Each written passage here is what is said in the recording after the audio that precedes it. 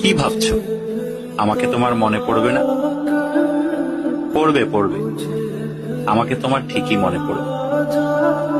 মিথ্যা করে হলেও একদিনের জন্য ভালোবাসা দেখিয়েছিলে, দেখিয়েছিলে তো। মিথ্যে করে হলেও কাছে তো এসেছিলে, কি এসেছিলে না?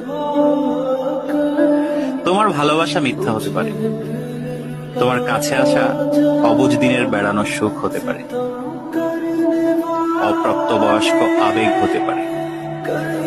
কিন্তু এই যে তুমি মিথ্যা করে ভালোবাসা নিয়ে গেছো, প্রথম ভালোবাসার ছোঁয়া নিয়ে গেছো, সব তো সত্য।